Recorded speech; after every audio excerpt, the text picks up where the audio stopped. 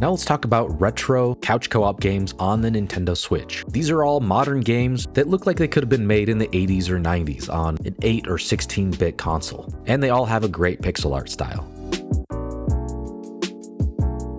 Hunt Down. This one is an action platformer. You team up as bounty hunters to take down these criminals in a cyberpunk-inspired world. It combines classic run-and-gun action with intense cooperative gameplay. It's a retro-inspired side-scrolling action platformer, where each player chooses from 3 bounty hunters, each with unique weapons and abilities. At the end of every level, you take on a boss. This is definitely a game that's inspired by Contra or those classic run-and-gun platformers that came out in the arcades back in the 90s. But I love the art style here, the controls and the feel and everything about this game. It was just done really well.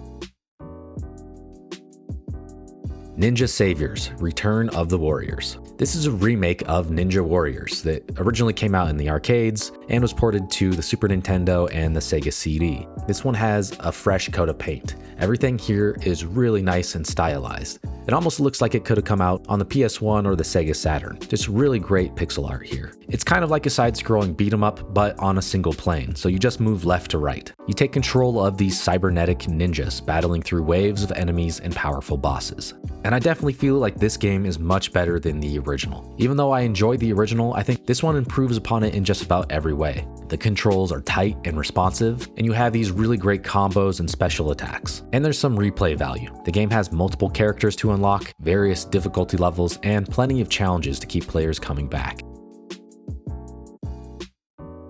And the same team that did Ninja Saviors also did Wild Guns Reloaded, which is a remake of the Super Nintendo Cabal shooter called Wild Guns. It has the same beautiful pixel art style, but now you can play this one with up to 4 players. The camera is in a third-person perspective, and you move left to right, using a cursor to shoot down all the enemies. It's a blend of the Wild West and sci-fi, and you're going to see a lot of classic Western tropes with some futuristic elements as well. There are multiple players that you can choose from, and they each kind of have their own play styles. This is another one that's really difficult, but if you can get a good team together, it's so much fun to play this game with 4 players.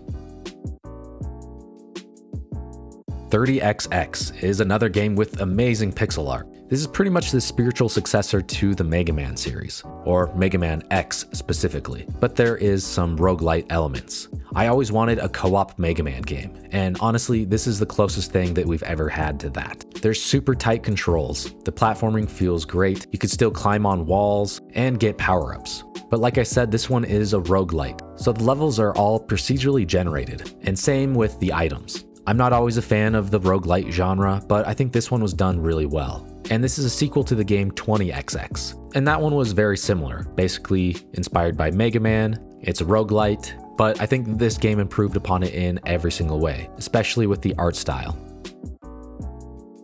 While we're talking about 16-bit inspired games, I gotta mention Blazing Chrome. This one is clearly an homage to the Contra games, specifically the Super Nintendo and Sega Genesis entries. It has the same fast-paced run-and-gun platforming action, with a variety of weapons. This honestly ends up being a game that might even surpass the games that influenced it. In my opinion, Blazing Chrome is truly one of the best run-and-gun shooters of all time. It might be my favorite. It has excellent art and tight gameplay, and the music is really good too. Again, this is another one I just can't say enough about. You gotta try Blazing Chrome.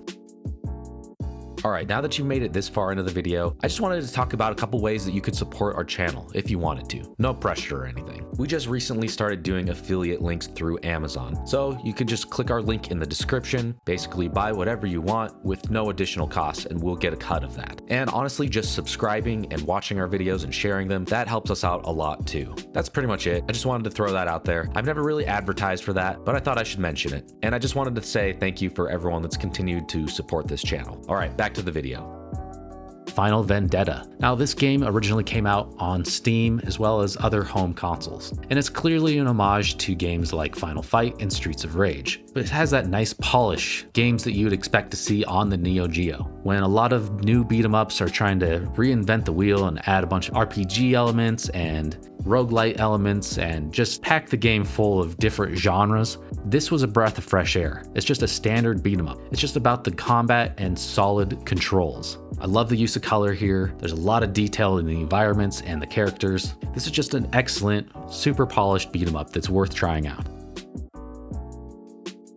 Enter the Gungeon is a top-down run-and-gun, bullet hell, dungeon crawler / roguelite. Yeah, that's a mouthful. For a while, one of the most exciting things about indie games was seeing a number of genres getting mixed together in new and creative ways. And Enter the Gungeon is one of the best examples of this. Sure, roguelite games might be overdone at this point. When this first came out, playing procedurally generated levels with the opportunity to have new weapons and a new experience at every run felt like a new and novel thing. This is a really difficult game. You're gonna wanna have a skilled partner with you. There's just non-stop action. You're gonna see lots of patterns of bullets coming right towards you. But even though it's difficult, you never feel like it's unfair. If you die, that's on you. It's just excellent game design. Truly one of the best indie games ever.